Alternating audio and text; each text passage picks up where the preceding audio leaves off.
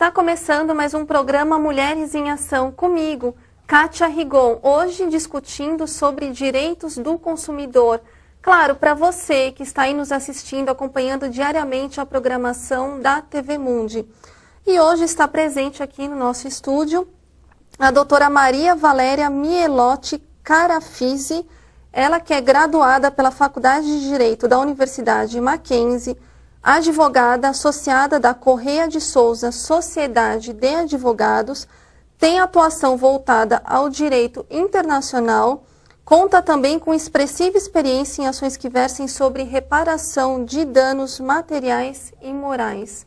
Olá, doutora, agradeço pela presença ao programa. Obrigada. Doutora, quais são os direitos fundamentais do consumidor?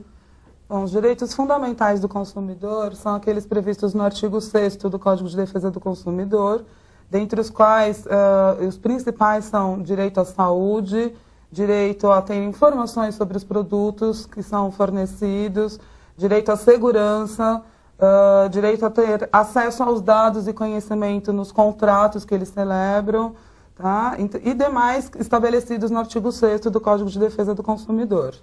Certo. E existe alguma relação entre o Código Civil e o Código do Consumidor? Existe sim uma profunda relação entre o Código Civil e o Código de Defesa do Consumidor. Até porque o Código de Defesa do Consumidor ele é relativamente recente.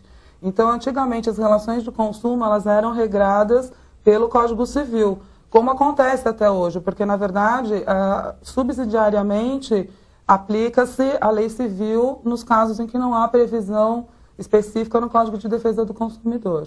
Certo. Uma situação, doutora, que é bastante comum. Se chegar na casa de uma pessoa um cartão de crédito, qual ela não solicitou, o que essa pessoa ela deve fazer? Bom, em princípio, o Código de Defesa do Consumidor determina que o fornecedor não pode enviar à casa do consumidor nenhum produto e nenhum serviço que ele não tenha requisitado, solicitado.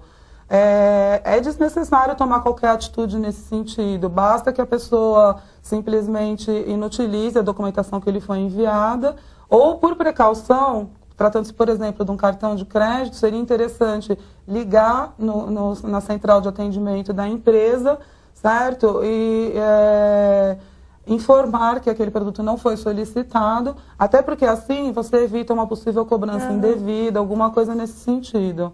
Porque normalmente cartão de crédito tem aquelas taxas anuais, né, que eles cobram e tudo mais. Então registrar que o produto não foi pedido junto à central e guarda o protocolo. Para algum problema futuro você ter ali registrado que aquilo não foi solicitado por você. Certo.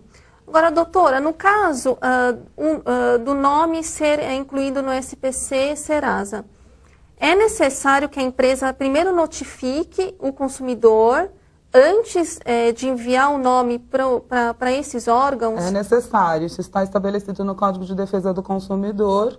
Qualquer empresa que tenha algum problema com o seu cliente, ela é obrigada a notificar o cliente, o devedor, com 10 dias de antecedência, antes que os dados sejam divulgados pelos órgãos de restrição ao crédito. E nesse caso, é dado um prazo para que o consumidor regularize a pendência dele? Esse prazo de 10 dias. Exatamente, esse prazo de 10 dias, né, entre a notificação e o início do prazo para a divulgação do restritivo. Então, dentro desse prazo, quando o consumidor recebe eventualmente alguma notificação, ele deve procurar saber a origem, verificar se de fato ele constituiu aquela dívida ou não, porque um problema bastante comum que nós temos tido é a questão da cessão de crédito. Então, por exemplo, o consumidor ele constitui uma dívida, faz um empréstimo com o banco e, por alguma razão, não consegue sanar aquilo, não consegue pagar. O banco, verificando a impossibilidade de receber, acaba cedendo o crédito para uma terceira empresa. E aí é que gera toda essa confusão.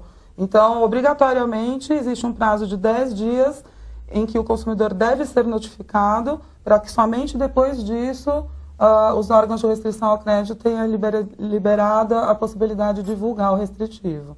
Certo. Doutora, a relação existente entre um banco, uma instituição financeira, e um correntista é uma relação de consumo? É uma relação de consumo. Os tribunais já têm entendimento pacífico nesse sentido, trata-se sim de uma relação de consumo. Então, um correntista, ele é considerado um consumidor? Ele é um consumidor em relação ao banco. Certo. Existe quantas vezes o nome de uma pessoa pode ir para o SPC, Serasa? Não existe um número pré-determinado. O número de vezes em que ela não honrar os compromissos financeiros, ela está arriscada a ter o nome lançado no rol dos mal pagadores.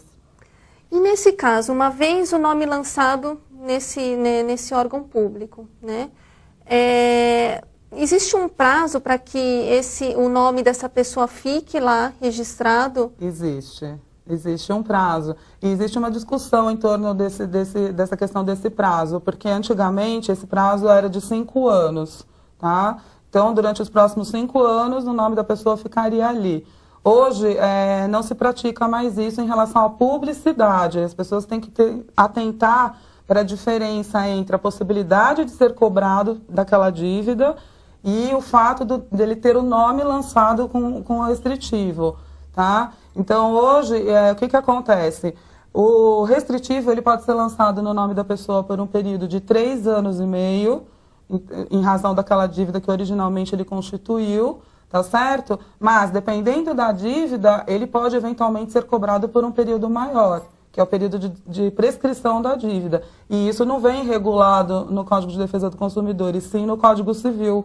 Por isso que existe essa relação entre a aplicação das duas leis, da legislação civil e da legislação do consumidor. Porque é comum nós ouvirmos falarem, o meu nome vai ficar lá 5 anos, se eu não pagar a minha dívida ela vai sumir. Depende da dívida.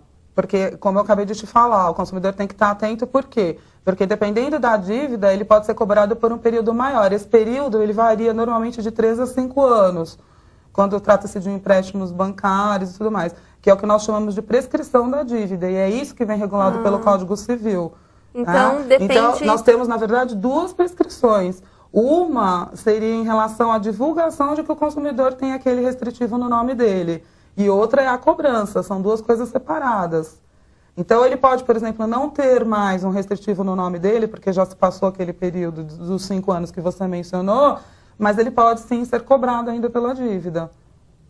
Certo, então vamos supor que o prazo daquela dívida de prescrição que é o direito que... É o direito de cobrar. É o direito do credor de cobrar. De cobrar aquela dívida. A partir do momento que encerrou o prazo, deu 5 anos, tá? O consumidor ele não pode mais ser cobrado. Como eu volto a repetir, as pessoas confundem muito essa questão. Ele não pode mais ter aquele restritivo lançado no nome dele. Mas ele pode ser cobrado. Pode ser cobrado, porque ele continua devendo. É isso que é importante, nós deixarmos bem esclarecido. O consumidor tem que separar as duas coisas. Porque uma coisa é o direito do credor em lançar um restritivo no nome dele. Falar, olha, esse consumidor não pagou direito por algum problema. E outra coisa é o direito de cobrar.